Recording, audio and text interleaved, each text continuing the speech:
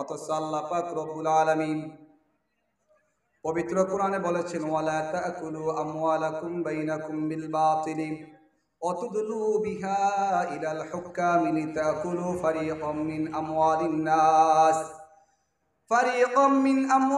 নাস বিল ইসমি ওয়া আনতুম তা'লামুন। আল্লাহ পাক রব্বুল আলামিন বলেছেন, পৃথিবীর জমিনে তোমরা অন্যের সম্পদ খাওয়ার জন্য কোন মিথ্যাবাদী বিচারকের কাছে যেও না। ও দুনিয়ার মুসলমান, আজও আমাদের সমাজে অসংখ্য মানুষ আছে টাকা খাইয়া মিথ্যা বিচার করে একজনের সম্পদ আরেকজনের কাছে দিয়ে দেয়। কথা বলেন ঠিক কিনা? আমার প্রিয় নবীজির সাহাবী হযরত ওমর ফারুক রাদিয়াল্লাহু তাআলা আনহু, তিনি অর্ধ জাহানের বাদশা ছিলেন। বাদশা থাকাকালীন একজন লোক আসিয়া আমার প্রিয় নবীজির সাহাবী হযরত ওমর ফারুক রাদিয়াল্লাহু তাআলাকে সন্ধান করলেন। বাড়িতে পাচ্ছে না, বাড়ি থেকে সন্ধান দিয়েছি এই রাস্তা দিয়ে হাঁটেন, হয়তোবা তিনি এই রাস্তা দিয়ে গিয়েছে, সামনে গেলে পাইতে পারেন। ওই মদিনার মেহমান হযরত ওমর ফারুক রাদিয়াল্লাহু তাআলার সন্ধানে তিনি হাঁটতে হাঁটতে গিয়ে দেখতেছে ওমর রাদিয়াল্লাহু তাআলা বালতি দিয়া কূপ থেকে পানি উঠাচ্ছে। পানিটা উঠাইয়া কলসের মধ্যে পুরাইলেন। কলসের মধ্যে নিয়া ওমর রাদিয়াল্লাহু তাআলা কাদের মধ্যে কলসটা নিলেন। পিছন দিক দিয়ে লোকটা হাজির, বলতেছে, আমিরুল মুমিনিন, আমি আপনার কাছে এসেছি, আপনার কাছে কিছু কথা বলার জন্য এসেছি। আমিরুল মুমিনিন বলতেছে, বলো, কি তোমার কথা আছে, সেই কথাগুলো তুমি বলো। ওই লোকটা বলতেছে, আমিরুল মুমিনিন, আপনি কাঁধ থেকে কলসটা নামিয়ে নেন, আপনার কষ্ট হবে। আমিরুল মুমিনিন বলতেছে, তুমি বলো, কোন অসুবিধা নেই, কাঁধের মধ্যে আমার কলস থাকো। অনেক পীড়াপিড়ির পর আমিরুল মুমিনিন জমিনের মধ্যে বসলেন, রানের উপরে সেই কলসটা রাখলেন। ওই মদিনার মেহমান বলতেছে, আমিরুল মুমিনিন, আপনি কলসটা নামায়া নেন, আপনি রানের উপরে কলসটা রাখছেন, আমি কথাগুলা বলতে বলতে অনেক সময় লাগতে পারে, আপনার কষ্ট হবে, আপনি সেই কলসটা জমিনের মধ্যে নামায়া নেন। আমিরুল মুমিনিন রাজা বলতেছে, ও মদিনার মেহমান, তুমি কি জানো এই জমিনটা আমার না, এই জমিনটা হচ্ছে মদিনাওয়ালা একজনের। এই জমিনের মধ্যে যদি আমি আমার কলসটা রাখি, আমার কলসের নিচটা বীজা আছে, এই বীজা দিয়ে যদি সামান্যটুকু মাটি কলসের মধ্যে করে চলে যায়, আমি ওমরের বাড়িতে যদি চলে যাই, আর কাল কিয়ামতের ময়দানে যদি এই মানুষটা আল্লাহর কাঠ করে আমাকে দাঁড় করে দেয়, বলে আমিরুল মুমিনিন তিনি বাদশা থাকাকালীন আমার জমিন থেকে কলস দিয়ে এক চিমটি মাটি নিয়ে গেছে। ও দুনিয়ার মুসলমান, আমিরুল মুমিনিন যখন এই কথা বললেন, বলার পরে লোকটা বলতেছে, আমিরুল মুমিনিন, তাহলে আমার আর কোনো কথা নাই। না, তুমি কিসের জন্য এসেছ, তুমি আমার কাছে বলে যাও।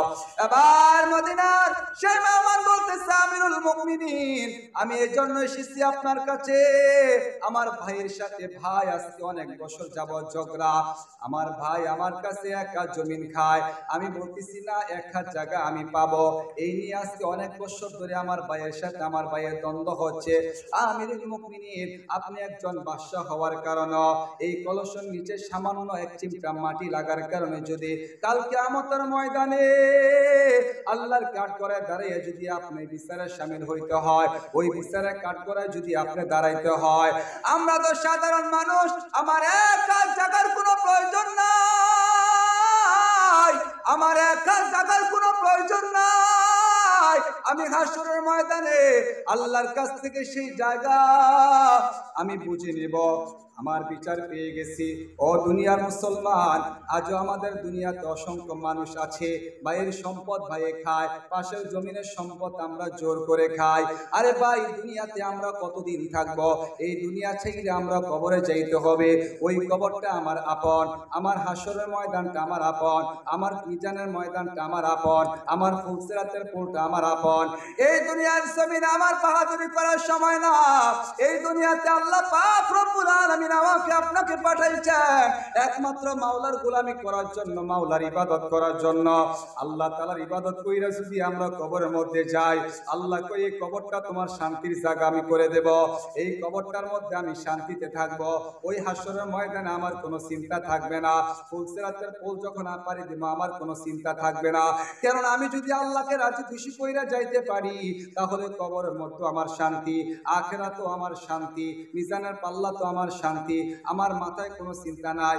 আল্লাহ পাক রব্বুল আলামিন পবিত্র কোরআনে বলেছেন, ওয়া মান ইউতিইল্লাহা ওয়ার রাসূল ফাউলাইকা মাআল্লাযীনা আন'আমাল্লাহু আলাইহিম মিনান নাবিয়্যিন ওয়াস-সিদ্দীকিন ওয়াশ-শুহাদা'i ওয়াস-সালিহিন ওয়া হাসুনা উলাইকা রাফীকা। আমার মাওলা পাক রব্বুল আলামিন বলেছেন, তোমরা আমি আল্লাহকে আনুগত্য করো, আমার নবীজিকে তোমরা আনুগত্য করো। তোমরা যদি আমি আল্লাহকে আনুগত্য করে আসো, আমার নবীকে যদি তোমরা আনুগত্য করে আসো, তাহলে তোমাদের জন্য আমি পুরস্কার রেখেছি। কি পুরস্কার রেখেছি? হাসরের ময়দানে আমার অনেক বান্দা থাকবে, তারা আমার আরশের নিচে থাকবে, তাদের মাথার উপরে আমার আরশের ছায়া থাকবে, তাদের উপরে সূর্যের তাপ লাগবে না, তারা শান্তিতে আরামে থাকবে। ওই জায়গার মধ্যে আমার নবী রাসূলগণ থাকবে, আমার শুহাদায়ে কেরামগণ থাকবে, যারা দুনিয়াতে ইসলামের জন্য জীবন দিয়েছে, যারা শহীদ হয়েছে। আমি আল্লাহ পাক রব্বুল আলামিন তাদেরকে ওই জায়গার মধ্যে রাখবো। যারা সত্যবাদী ছিল, মুমিন ছিল, আমি আল্লাহ পাক রব্বুল আলামিন তাদেরকে ওই জায়গায় রাখবো। যারা দুনিয়াতে আমি আল্লাহ এবং আমার নবীকে আনুগত্য করবে, অনুসরণ করে যাবে, আমি আল্লাহ পাক রব্বুল আলামিন তাদেরকে আমি সেই হাসরের ময়দানে আমার নবী রাসূলগণের সাথে রাখবো, শুহাদায়ে কেরামগণের সাথে রাখবো। ও দুনিয়ার মুসলমান, এই জন্য আমি আপনাদের সবাইকে বলে যাই রে ভাই, এই দুনিয়াতে কেউ আমার আপন না, সবাই আমার পর। আমরা দুনিয়াতে যতটুকু সময় থাকবো একমাত্র আল্লাহকে রাজি খুশি করে থাকবো। কথা বলেন ঠিক কিনা? আল্লাহ তাআলা আমাদের সবাইকে বুঝার তৌফিক দান করুক। আমরা সকলে বলি আমিন। ওয়া আখিরু দাওয়ানা আনিল হামদুলিল্লাহি রাব্বিল আলামিন।